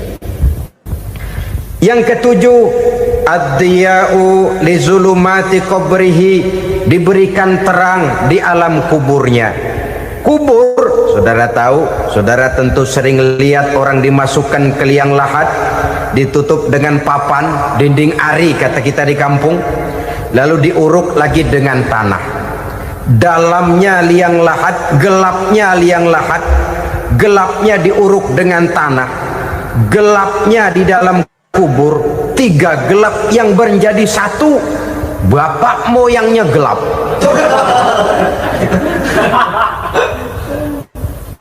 Puasa sunnah ini merupakan terang di alam kubur kita nanti. Yang kedelapan, at-tasqil limizanihi, diberikan keringanan pada timbangan di hari akhirat nanti. Bahwa setelah dibangkitkan dari kubur, setiap kita akan menghadapi perhitungan, akan ditimbang segala macam kebaikan dan segala macam kejahatan yang pernah kita lakukan di dalam kehidupan. Orang yang melaksanakan ibadah puasa sunnah, at-tasqilu limizanihi, diberikan keringanan timbangan hari akhiratnya nanti. Yang kesembilan, an-najah minal bala, diberikan keselamatan dari segala macam bencana. Dan yang kesepuluh, as-su'ud ala darajatihi, diberikan ketinggian, naik derajatnya, derajat di dunia, lebih-lebih lagi derajat di akhirat nanti. Ini keutamaan yang diberikan Allah Subhanahu wa ta'ala kepada mereka yang melaksanakan ibadah puasa 10 hari di bulan Zulhijjah menurut penjelasan sebagian dari para ulama kita. Jadi setelah puasa Muharram ada lagi puasa Zulhijjah. Kemudian puasa sunnah yang ketiga, puasa sunnah pada hari Senin dan hari Kamis. Apa sumber hukumnya? Diriwayatkan oleh Imam Muslim dari Abi Qatadah, Rasulullah Shallallahu Alaihi Wasallam ditanya tentang puasa pada hari Senin. Kenapa Rasul melakukan itu? Beliau menjawab, zalika yaumu wulidtu fihi wa yaumu bu'istu au unzila alayya fihi. Hari Senin itu adalah hari di mana aku dilahirkan dan hari di mana aku dibangkitkan. Wahyu pertama turun kepadaku pun pada hari itu. Maka sunnah melaksanakan puasa pada hari itu. Adapun hari Kamis, ada hadis yang diriwayatkan oleh Imam Turmuzi dari Abi Hurairah, Nabi bersabda, tu'radul a'malu yaumul isnaini wal khamisi fa uhibbu ay yu'radu amali wa ana sha'im. Disetor amal setiap manusia pada hari Senin dan pada hari Kamis. Maka aku ingin, kata Nabi, agar pada saat amalku disetor itu aku sedang puasa. Jadi malaikat itu menurut riwayat ini mencatat dan menyetorkan catatan amalan seseorang pada hari Senin, hari Kamis. Tiap hari Senin amalan kita disetor oleh malaikat. Catatan terakhir tentu yang sedang kita kerjakan, sehingga yang masuk daftar, saya tinggalkan orang ini, dia sedang puasa, karena naik catatan amalnya pada hari Senin. Kamis diangkat lagi, catatan paling akhir, saya tinggalkan orang ini, dia sedang puasa. Itu makna fa uhibbu ay yu'rada amali wa ana shaim. Aku senang kalau pada saat amalku disetor, catatan paling akhir aku lagi puasa. Satu keistimewaan. Alangkah celaka tiap amalan disetor kita sedang berbuat jahat. Senin, Kamis, teler, mabok, judi. Tiap amalan disetor, catatan akhirnya saya tinggalkan si fulan lagi teler. Laporan Senin. Kamis laporan lagi, saya tinggalkan si fulan lagi mirip kartu. Saudara hadirin yang saya muliakan, alangkah jeleknya catatan kita. Oleh karena itu sunnah puasa pada hari Senin dan hari Kamis. Ini amalan sunnah, saudara-saudara. Dan oleh karena ini amalan sunnah, sebagian ulama memberikan penjelasan, walaupun lupa niat, kalau sudah malam itu lupa niat, boleh niatnya sudah siang puasa sunnah ini, dengan catatan dari pagi belum makan apa-apa. Malam saudara lupa, tahu-tahu ingat ini hari Senin, dah jam 10, niatlah jam 10 itu sah puasanya, asal dari pagi belum makan apa-apa. Tapi kalau sudah dapat 2 piring baru niat jam 10, itu lain, ngojek namanya. Jadi puasa sunnah yang ketiga, puasa pada hari Senin dan hari Kamis. Yang keempat, puasa jenis sunnah yang keempat, puasa 6 hari di bulan Syawal. Diriwayatkan oleh Imam Muslim dari Abi Ayyub bahwa Nabi bersabda, man shoma ramadhana summa atba'ahu sittan min Syawal kana kasyamid dahri. Barang siapa yang berpuasa di bulan Ramadan kemudian diikutinya dengan 6 hari di bulan Syawal, maka dia seolah-olah seperti orang yang berpuasa 1 abad lamanya. Allahu Akbar. Demikian besar keuntungannya. 6 hari di bulan Syawal sama dengan orang yang berpuasa 1 abad lamanya. Ini fadailul a'mal, saudara-saudara. Jangan diartikan karena menang sudah puasa 6 hari bulan Syawal, Ramadan tahun depannya lantas nggak puasa. Kenapa? Ukurannya sudah 1 abad. Bukan itu pengertiannya. Ini mendorong orang memberikan ganjaran pahala yang sedemikian besar. 6 hari setelah Ramadan, artinya di bulan Syawal, tidak pada hari pertama Syawal karena haram hukumnya berpuasa pada hari fitri itu. 6 hari di bulan Syawal, tinggal lihat yang mampunya saja, boleh berurutan, boleh tidak berselang-seling, boleh, asal saja jumlahnya 6 hari selama masih bulan Syawal itu. Hari ini 3 hari lagi, 4 hari lagi, diselang-seling atau berurutan, itu juga lebih baik. Puasa sunnah 6 hari daripada bulan Syawal. Kemudian yang kelima, puasa sunnah 3 hari pada setiap bulan. 3 hari pada setiap bulan. Diriwayatkan oleh Imam Bukhari dan Muslim dari Abi Hurairah. Abi Hurairah bercerita, "Ausani Khalili sallallahu alaihi wasallam bisalasin." Kekasih saya Rasulullah berwasiat kepada saya, memesankan benar-benar kepada saya untuk melaksanakan 3 amalan yang terpuji. Pertama, siyamu salasati ayyamin min kulli syahrin. Puasa 3 hari dalam setiap bulan.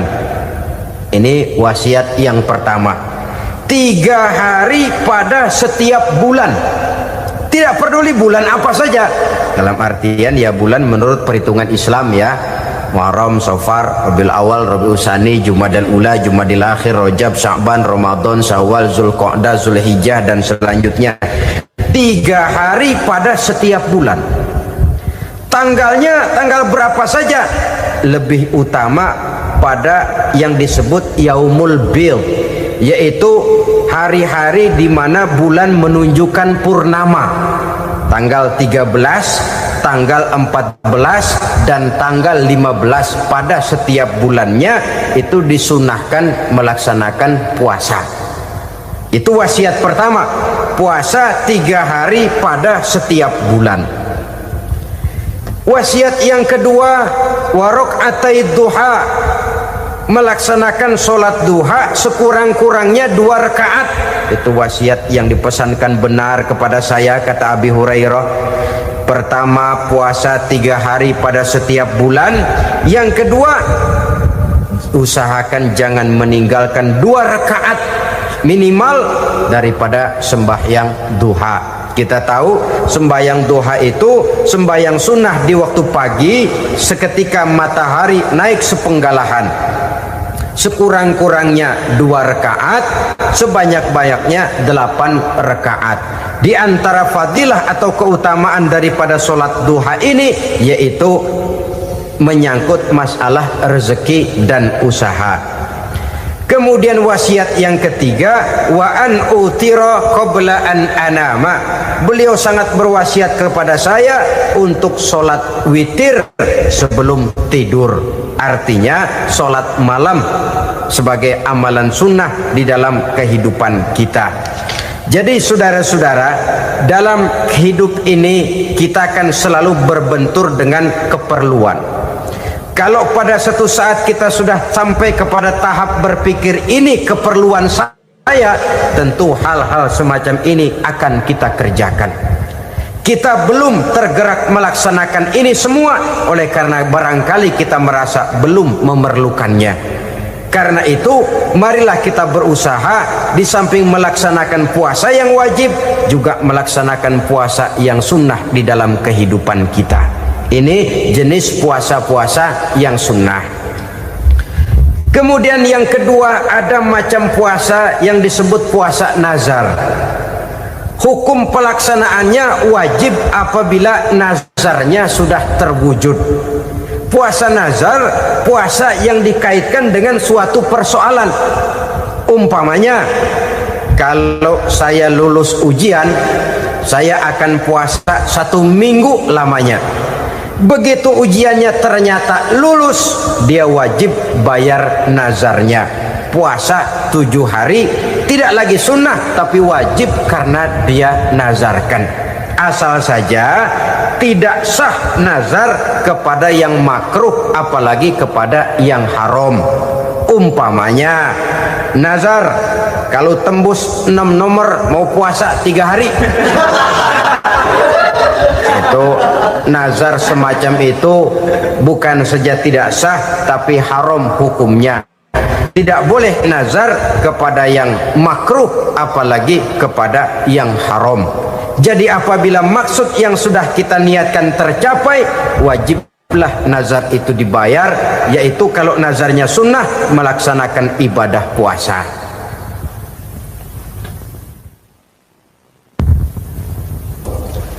Jenis puasa yang ketiga kita kenal dengan puasa wajib, dan ini kita laksanakan pada bulan suci Ramadan. Tentang teknis pelaksanaan ibadah puasa di bulan Ramadan sudah pernah saya bicarakan pada pertemuan tentang Ramadan dan Idul Fitri. Pada kesempatan ini saya hanya ingin mengajak bahwa di dalam melaksanakan ibadah puasa Ramadan ini, marilah kita mengadakan evaluasi. Kenapa demikian? Barangkali secara jujur, walaupun agak berat, saya masih harus berkata, masih banyak di antara kita umat Islam yang di dalam melaksanakan suatu ibadah terjebak dalam rutinitas ritual. Apa itu rutinitas ritual? Itu bahasa susah. Berhubung saya tidak ingin bicara yang susah-susah, kita bicara yang mudah-mudah saja. Maksud saya, banyak di antara kita umat Islam yang di dalam melaksanakan suatu ibadah itu hanya dengan prinsip asal sekadar gugur kewajiban saja. Akibatnya, sampai sejauh mana ibadah itu berhasil membentuk kepribadian diri kita, kita jarang mengadakan evaluasi dan penilaian. Sholat yang penting gugur kewajiban, puasa yang penting sudah gugur kewajiban, haji yang penting sudah gugur kewajiban.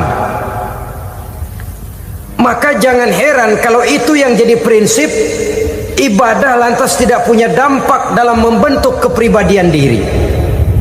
Banyak orang yang rajin sholat tapi munkarnya jalan terus, sampai kadang-kadang kita bingung, yang sembahyang dia, yang nyolong dia. Puasanya kelihatannya tekun tapi tidak punya kepekaan sosial. Sama yatim piatu bersifat masa bodoh, sama fakir miskin malah gemes. Tidak lantas tumbuh kepekaan sosial walaupun dia sudah ikut merasakan tidak enaknya lapar dan haus. Ada juga yang sudah haji 4-5 kali mondar-mandir Jakarta Mekah, tapi gaya hidupnya tetap seperti katak di kolong tempurung, picik, sempit pandangan, dangkal hati, tidak terbuka walaupun sudah melihat Islam dalam skala internasional. Yang dia lihat, yang dia saksikan, yang dia pandang tidak sanggup menggugah dan mengubah jiwanya, tidak bisa mewarnai pandangan hidupnya. Inilah akibatnya kalau ibadah hanya dikerjakan dengan prinsip asal sekadar gugur kewajiban. Hasilnya yaitu tadi, hajinya cuma menang topi putih sama serban. Sholatnya, ya sholatnya cuma prinsip asal gugur kewajiban. Begitu juga puasanya, begitu juga zakatnya dan ibadah-ibadah lainnya. Bukan tanpa satu maksud, jikalau Allah Subhanahu wa ta'ala memerintahkan kita melaksanakan ibadah puasa di bulan suci Ramadan, bahkan maksud itu sangat pada penghujung ayat yang memerintahkan kita puasa. Ya ayyuhalladzina amanu kutiba alaikumus syiyam kama kutiba alal ladzina min qablikum la'allakum tattaqun. Orang yang beriman diwajibkan atas kamu berpuasa, telah diwajibkan juga kepada orang-orang yang sebelum kamu, la'allakum tattaqun, agar kamu dengan puasa itu menjadi manusia yang bertakwa kepada Allah Subhanahu wa taala. Dengan kata lain, berhasil atau tidak puasa Ramadan kita ini akan nampak takwa kita meningkat atau tidak setelah kita melaksanakan ibadah puasa. Sehingga kalau orang mengatakan Ramadan itu merupakan month of training, bulan latihan, keluar latihan tentu harus semakin naik dan baik gaya kehidupan kita. Jadi tujuan utama daripada pelaksanaan ibadah puasa adalah untuk membentuk manusia yang bertakwa. Nah, takwa itu kata Imam Qusairi hurufnya ada 4. Ta, qaf, wawu, ya. Masing-masing huruf ini simbol dari pribadi orang yang bertakwa, bina dan dibentuk oleh pelaksanaan puasanya. Mari kita lihat. Huruf ta adalah lambang dari sifat tawadhu, rendah hati. Orang yang bertakwa, orang yang tidak mempunyai sifat sombong. Puasa menanamkan kita kesadaran terhadap kelemahan, terhadap keterbatasan, terhadap segala ketidakmampuan yang kita miliki. Ya Allah, baru sehari nggak kena makan, nggak kena minum, sudah begini lemesnya. Puasa memang kalau pagi orang masih sehat, masih terdorong oleh sahur, siang masih lumayan, tapi zuhur ke atas biasanya mulai sikap lemah manusiawi, keterbatasan kekuatan biologis itu mulai nampak.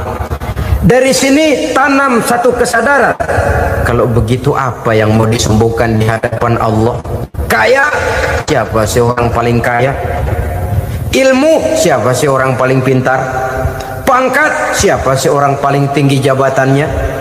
Dari sifat semacam ini lahir introspeksi, rasa mawas diri, timbul sifat tawaduknya, rendah hatinya, tidak melonjak menjadi angku dan sombong lantaran sedikit kemampuan dan kekuatan yang dimilikinya.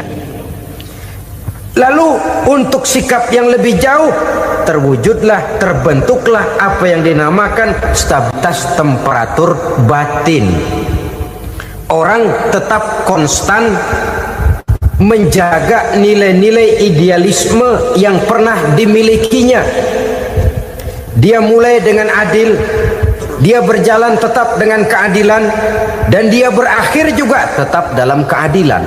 Jangan mulainya adil, tengahnya setengah adil, di akhirnya malah zolim sama sekali. Ini tidak punya stabilitas temperatur batin. Kan banyak orang begitu toh. Mulanya benar, belakangan mau benar sendiri. Mulanya sudah rela berkorban buat kepentingan orang banyak, belakangan malah selalu mengorbankan kepentingan orang banyak. Waktu di bawah rajin baca ayat kursi, dapat kursi lupa ayat. Stabilitas temperatur batin, tertipu oleh perasaan seolah-olah situasi dan kondisi sudah serba memungkinkan, sudah serba menguntungkan. Orang yang dibentuk pribadinya oleh pelaksanaan ibadah puasa, dia sadar apapun keberhasilannya, apapun kedudukannya, apapun nilai kekayaannya, itu cuma sebagian kecil sekali dari apa yang ada pada zat Allah Subhanahu wa ta'ala. Hati tidak takabur, sesuai dengan namanya takabur dari kalimat takabbaro ya takabbaru, membesar-besarkan diri. Orang yang suka membesar-besarkan diri, orang yang tidak yakin bahwa dirinya orang besar, lalu dibesar-besarkan dirinya. Sebenarnya itu sudah satu sikap di mana dia tidak payah kepada diri sendiri. Dirinya sebenarnya bukan apa-apa, cuma ingin dianggap besar, lalu dibesar-besarkan. Takabbur namanya. Puasa sekali lagi melatih kita menanamkan kesadaran akan kelemahan dan keterbatasan kita sebagai makhluk. Itu sikap tawadhu. Fir'aun, sudah tahu Fir'aun, lama-lama dia jadi raja, lupa diri dan lupa daratan, melonjak menjadi angku dan sombong sampai kepada puncak kekurang ajarannya, memproklamirkan dirinya menjadi Tuhan. Hitler juga begitu. Pendeknya, orang manakala tidak ada kesadaran tentang dari mana segalanya berasal dan kemana segalanya akan kembali, dia mudah out of control. Kalau sudah out of control, maka dia akan melakukan perbuatan yang melampaui batas. Itu yang pertama. Jadi orang takwa, orang yang rendah hati, salah satu tujuan daripada pelaksanaan ibadah puasa menanamkan sikap rendah hati. Dari sikap rendah hati ini yang timbul lalu apa? Kepekaan sosial. Kalau saya puasa, saya sudah merasakan bagaimana tidak enaknya lapar. Saya sudah merasakan bagaimana tidak enaknya haus. Tapi bagaimanapun, saya lapar cuma sebentar, saya haus cuma sebentar. Selesai maghrib, lapar saya hilang, haus saya hilang. Bagaimana yatim piatu, orang-orang tua jompo yang perlu santunan, orang-orang miskin yang terkapar di kolong-kolong jembatan, yang tiap hari merasakan perasaan seperti ini tanpa tahu kapan hidup dan nasibnya akan berubah. Tidur beratapkan langit, berselimut koran. Kalau demikian, saya ini beruntung. Kalau demikian, apa yang bisa saya lakukan untuk mereka? Kepekaan sosial ini lalu timbul dalam apa yang orang sekarang namakan solidaritas, kesetiakawanan sosial. Hidup tidak hanya untuk kepentingan diri dan perutnya sendiri saja, tapi mau menolong, mau membantu orang yang memang memerlukan bantuan dan pertolongan itu sendiri. Jangan setelah tahu lapar tidak enak, haus tidak enak, tapi kita tidak mau tenggang rasa, tidak mau timbang rasa. Begini loh tidak enaknya lapar, begini loh tidak enaknya haus. Ini terjadi pada diri saya. Saya masih mampu, masih berbuka puasa. Bagaimana yang tiap hari merasakan seperti ini? Tidak Ramadan, tidak Syawal, tidak Zulqa'dah, tidak Zulhijjah, selalu kelaparan dan kehausan. Dari sana timbul kepekaan sosial. Lalu lahirlah sikap pemurah, dermawan, mau menoleh ke kiri dan ke kanan. Bahkan Al-Quran itu sampai mengancam betul. Ara'aita allazi yukadzibu bid-din fadzalika allazi yad'u al-yatim wa la mendustakan agama. Islam mendustakan Islam. Salat dia tapi mendustakan salat. Puasa dia tapi mendustakan puasa. Siapa mereka itu? Fadzalika allazi yad'u al-yatim. Merekalah orang-orang yang meninggalkan anak-anak yatim. Wa la yahuddu ala ta'amil miskin, dan tidak pernah memberi pertolongan, tidak memerintahkan memberi makan kepada fakir miskin, walaupun dia berada pada posisi dan kondisi yang memang dia mampu. Nah, kalau dia tidak mampu itu lain soal. Dia mampu, dia tahu, dan dia diam saja. Itu termasuk yukadzibu biddin, orang-orang yang mendustakan agama. Berlindung kita kepada Allah, jangan sampai termasuk ke dalam kelompok itu. Yang kedua, saudara, huruf takwa itu qaf. Qaf adalah lambang dari sifat qanaah. Qanaah artinya merasa cukup. Puasa melatih kita untuk bersikap cukup dalam hidup. Kalau kita perturutkan menjelang saat berbuka, menunggu waktu berbuka, istilah orang di Jawa Barat ngabuburit katanya.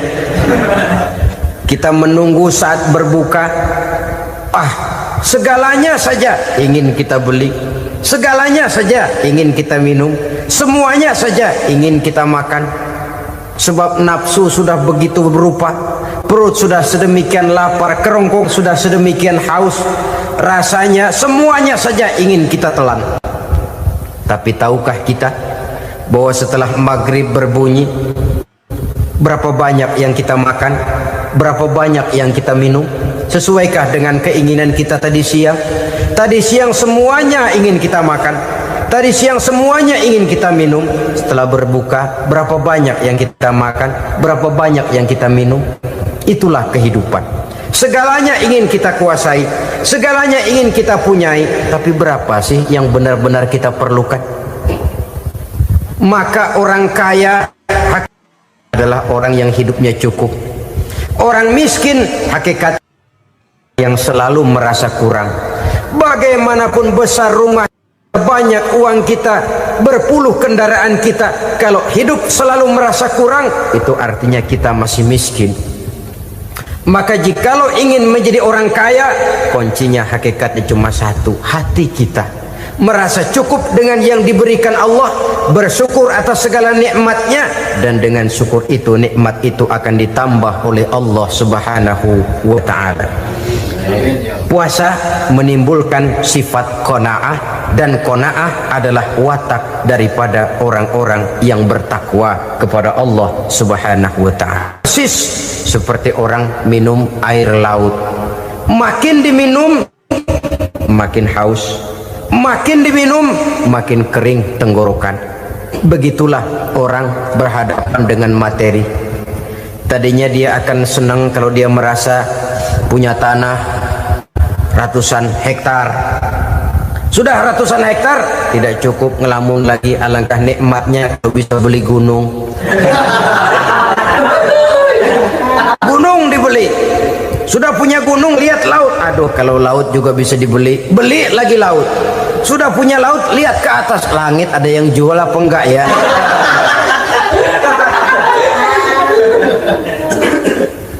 Seperti orang berhadapan dengan air laut yang makin diminum makin membuat kita haus dan makin kering tenggorokan ini.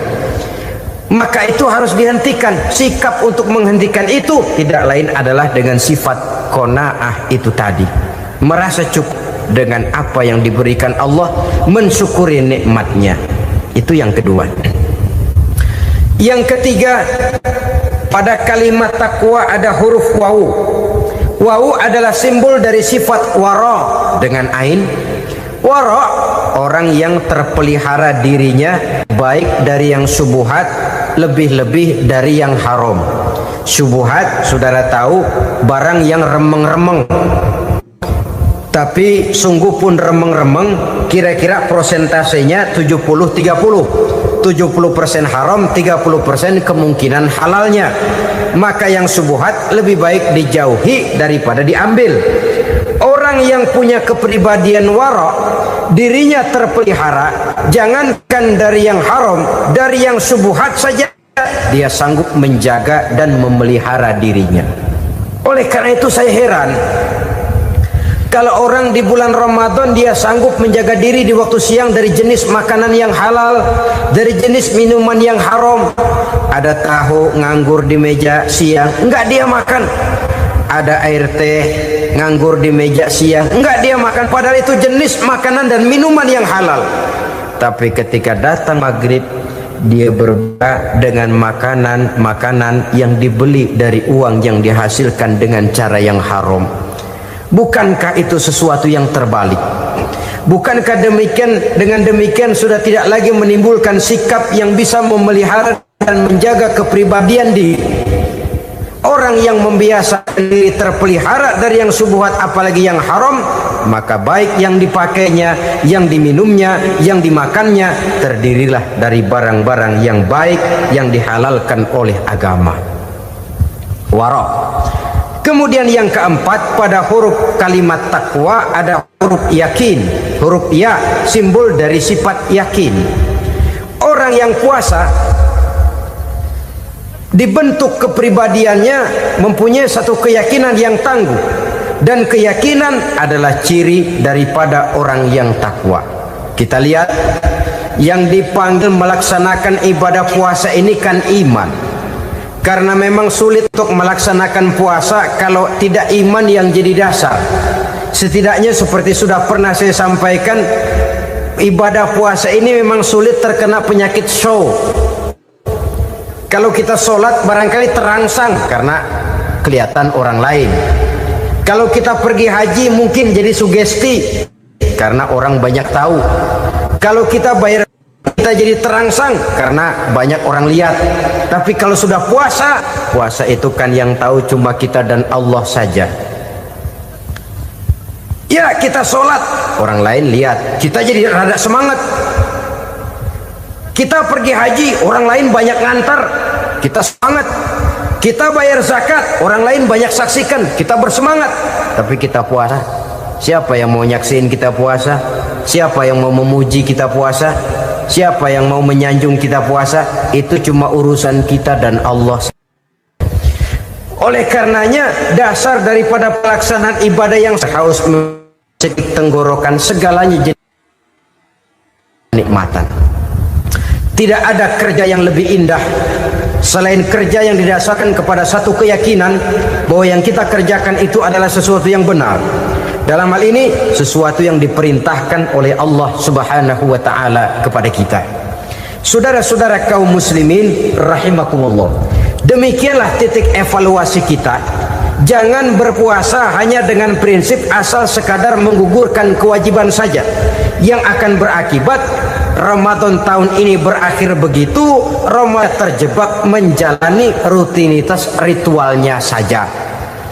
Bahkan kadang-kadang yang nyata betul, Nabi menganjurkan tingkatkan ibadah pada 10 hari yang akhir di bulan Ramadan, tanggal 20 sampai akhir Ramadan. Yang kita praktekkan malah kegiatan ibadah kita justru menurun pada 20 Ramadan yang akhir.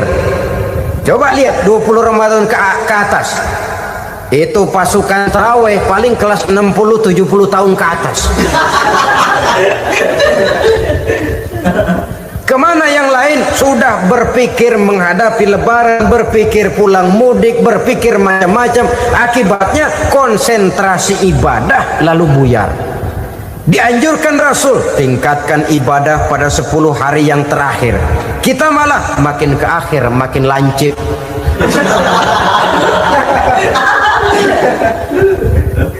Saudara-saudara kaum muslimin rahimakumullah, kita terjebak oleh sesuatu yang sementara, oleh sesuatu yang bersifat kulit, lalu meninggalkan isinya.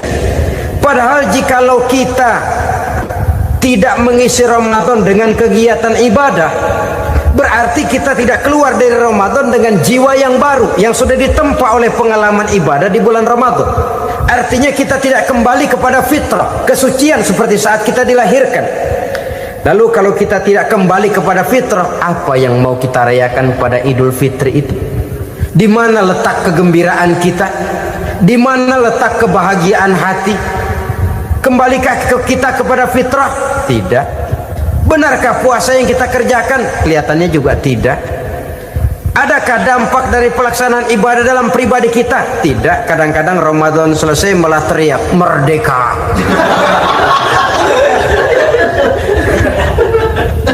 Kalau tadinya Ramadan dia merasa terhalang, mau keluar siang, mau makan siang, bulan puasa, mau minum siang, bulan puasa, mau gandengan, bulan puasa.